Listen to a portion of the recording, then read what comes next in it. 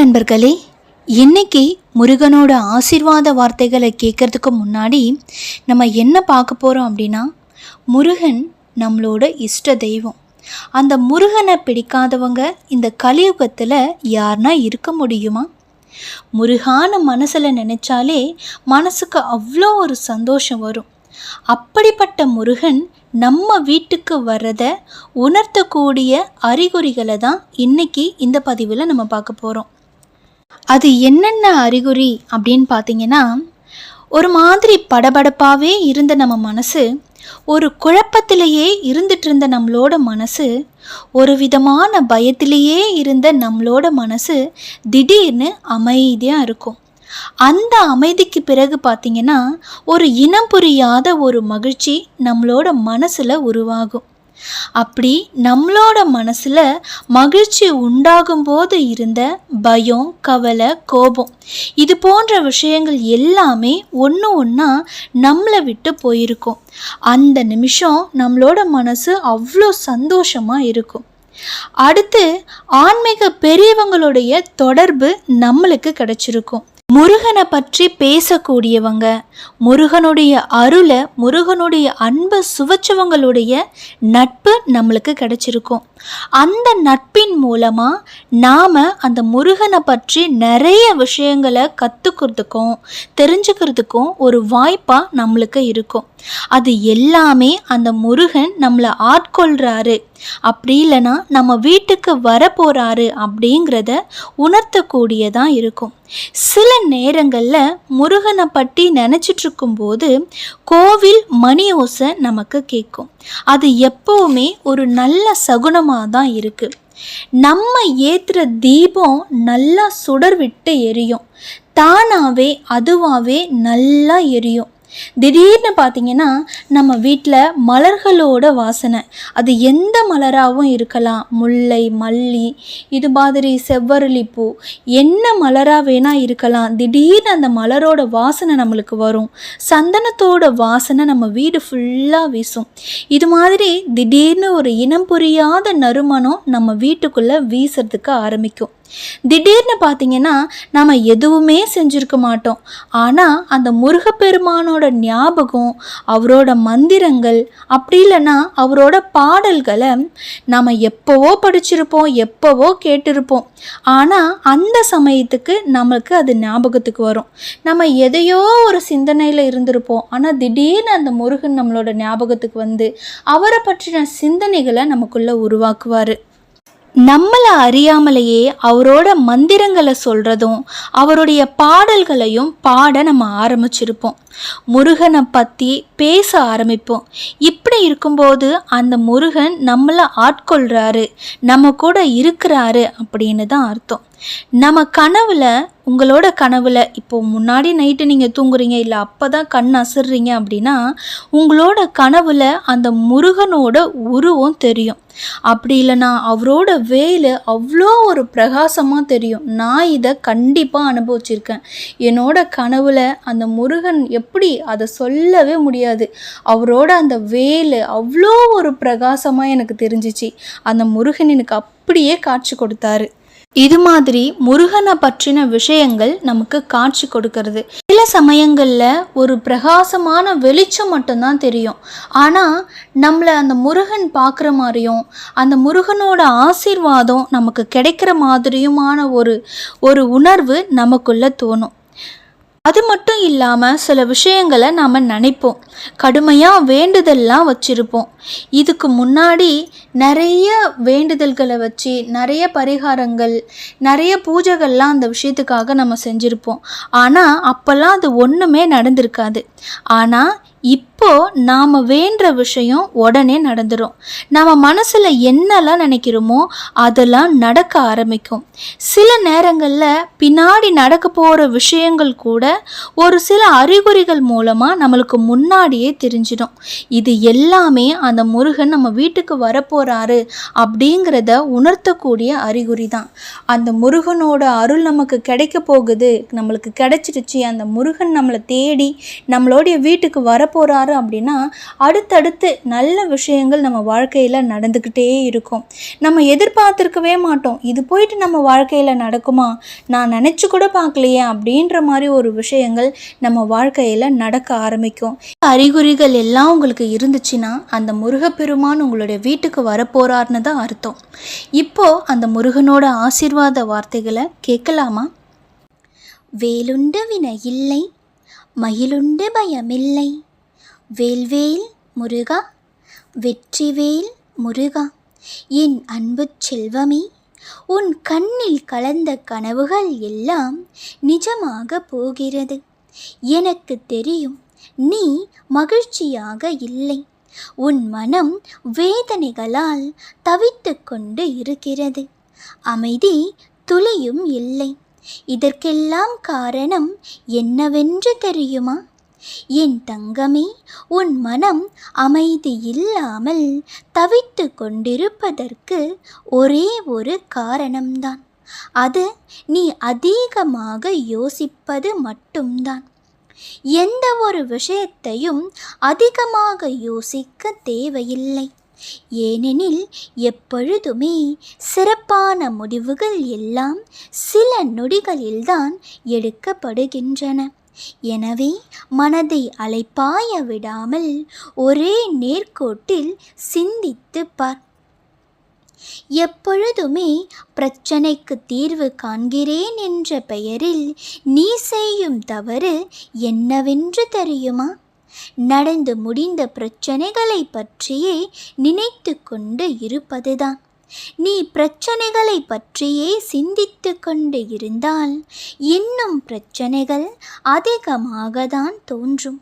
ஆனால் நீ அதையெல்லாம் ஒரு நிமிடம் ஒதுக்கி வைத்துவிட்டு தீர்வுகளை பற்றி சிந்திக்க ஆரம்பித்தால் உன் பிரச்சனைகளை தீர்ப்பதற்கான வாய்ப்புகள் நிறையவே உன் கண்ணெதிரே தோன்றும். நடந்து முடிந்ததை பற்றி யோசிப்பதால் இனி எந்த பயனும் இல்லை. இனி நடக்கப் போவதை பற்றி யோசித்து பார். என் பிள்ளையே, எதிர்காலத்தை நினைத்து எப்பொழுதும் பயம் கொள்ளாதே. அதற்குண்டான தீர்வும் அதற்குண்டான வழியும் நிகழ்காலத்தில்தான் உள்ளது. ஒன்றை நீ நன்றாக புரிந்து கொள்ள வேண்டும். எதிர்காலம் பல யதார்த்தங்களை கொடுக்கக்கூடியது.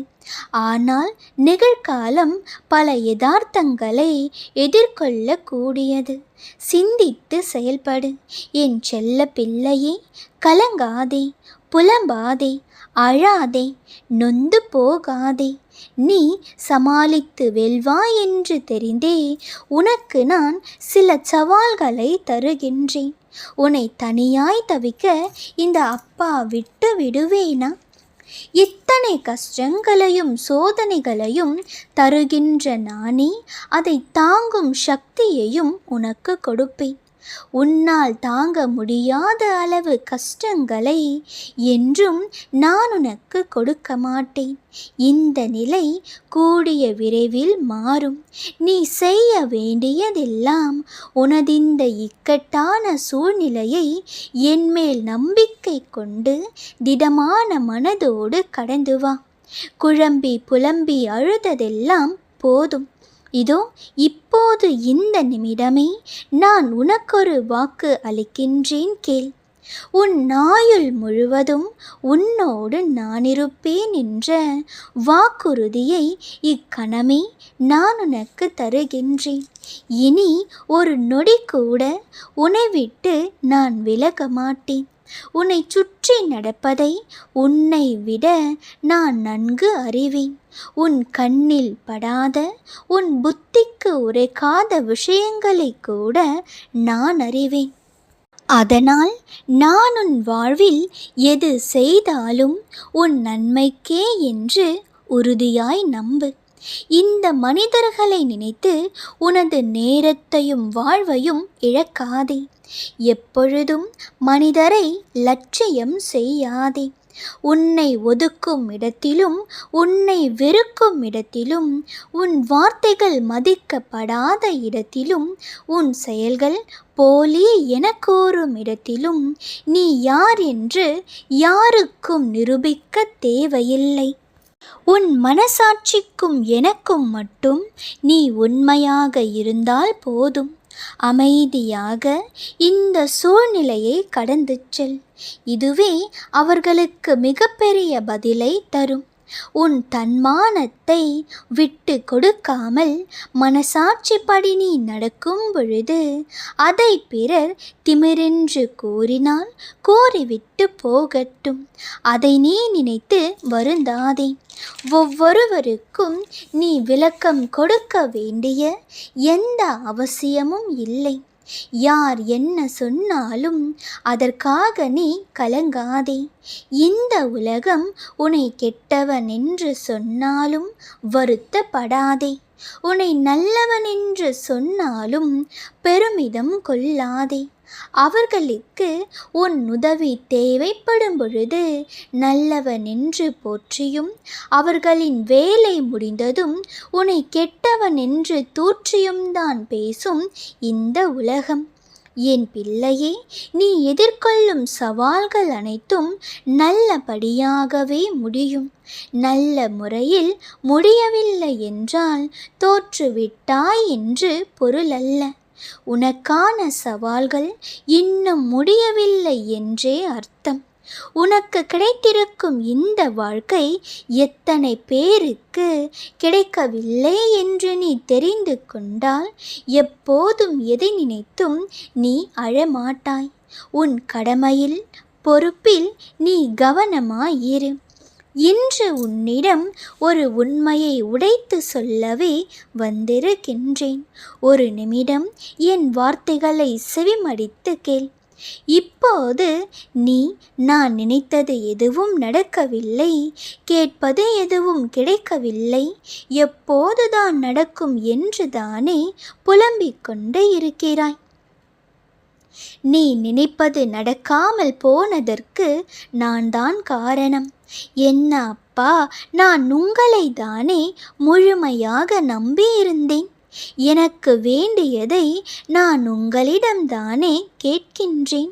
ஆனால் நீங்களே நான் நினைப்பது நடக்காமல் இருக்க செய்கிறீர்களே, இது நியாயமா என்று புலம்ப ஆரம்பித்து விடாதே. என் தங்கமே, நீ கேட்பதை எல்லாம் கொடுக்க எனக்கு ஒரு நொடி போதும் தான். ஆனால் உனக்கு எது நல்லதோ அதை மட்டும்தான் நான் நடத்துவேன். அதற்காக நீ என் மீது கோபப்பட்டாலும் பரவாயில்லை. ஆனால் உனக்கு எது நன்மை தருமோ அதை மட்டுமே நான் உனக்கு தருவேன். ஏதேனும் நடந்துவிட்டால் உடனே குழம்பாதே. உனக்கு கெடுதல் நடக்க நான் விடுவேனா? முன்பை விட இன்னும் கொஞ்சம் பொறுமையாக இரு. நினைத்தது நடக்கவில்லை, கேட்டது கிடைக்கவில்லை என்று மனதை போட்டு வருத்தி கொள்ளாதே. உன் மனதை முதலில் சமாதானமாக வை. உன் கையை நான் பற்றி இருக்கிறேன். உன் தலையெழுத்தை நான் மாற்றி காட்டுகிறேன். வானளவு பிரச்சனை வந்தாலும் கலங்காதே. என்னை தாண்டி எதுவும் உன்னை நெருங்காது. நீ என் சொத்து. இதை நீ நம்பினாலும் நம்பாவிட்டாலும் நானே உன் இரட்சகன். உன்னை படைத்த நான் சொல்கின்றேன், நீ நன்றாகவே இருப்பாய். உன் தன்மானம் தோற்காது. உன்னை அவமதித்த மனிதர் முன்பு வாழ்ந்து காட்டுவாய். உன் சுமைகளை எல்லாம் என் மீது இறக்கிவிடு. தர்மம் அதர்மம் இரண்டுக்கும் பொறுப்பாளி நீ அல்ல என்று அறிந்து என்னையே ஒரே புகலிடமாக கொண்டு உன் கடமையை செய். உன்னுடைய சூழ்நிலைகளை நீ சரியாக புரிந்து கொண்டால் அதிலுள்ள சூட்சமங்களை எளிதில் கண்டறியலாம். எது உனக்கு நன்மை செய்யாதோ அதை நான் உன்னிடமிருந்து அபகரிப்பேன். அதனால் நீ இழந்தது, உனக்கு கிடைக்காததும் இனி உனக்கு நன்மை செய்யாது என்று புரிந்து கொள். உன் பல நாள் சோகத்திற்கு விரைவில் ஒரு முடிவு வரும். உன் வாழ்வில் நீயே எதிர்பார்க்காத மாற்றம் உண்டாக போகிறது. உன் வாழ்க்கை, உன் குடும்பம், உன் எதிர்காலம், ஆரோக்கியமெல்லாம் என் பொறுப்பு. நீ நன்றாகவே இருப்பாய். கவலைப்படாமல் இரு. உனக்கான நன்மையை நான் நிறைவாய் கொடுக்க போகிறேன். நம்பிக்கையோடு இருந்தால் நல்லதே நடக்கும். யாமிருக்க பயமேன். வேல்வேல் முருகா. வெற்றிவேல் முருகா.